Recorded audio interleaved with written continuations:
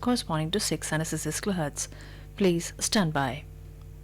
This is All India Radio. We now bring you the comments from the press.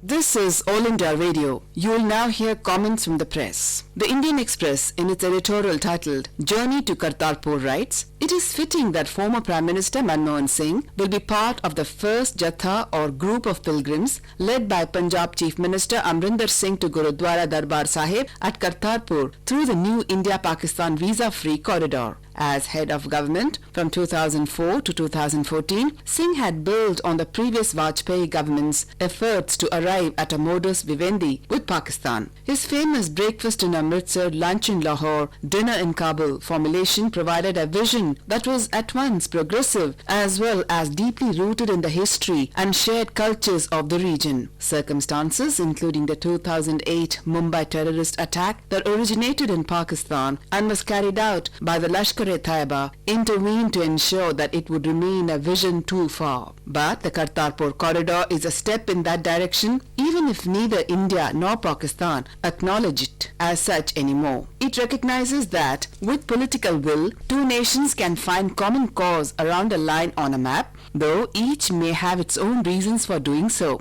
That neither side called off work on the corridor through 9 months of an outrightly hostile atmosphere, starting with Pulwama right up to the face-off at the UN last month, speaks of the interests involved. Pakistan is wooing Sikhs. India does not want to alienate them, but it is not unlike the pragmatism that shaped Manmohan Singh's belief that it was in the interests of both peoples for India and Pakistan to find ways to live together. The Financial Express, in its editorial title, "RBI cuts rates but makes it clear a revival will take time," comments, Friday's cut in the repo rate of 25 basis points, taking it to 5.15%, which is the lowest in 9 years, is unlikely to move the needle on the demand for loans by either companies or individuals. To be sure, banks will drop their loan rates since many have pegged these to the repo. However, it is not high interest rates that are keeping borrowers away. It is the sharply slowing economy acknowledged by Reserve Bank of India in its drastic cut in the GDP forecast for 2019-2020 to 6.1% and the fear of job losses and stagnant incomes. There are those who believe that a 40 basis point cut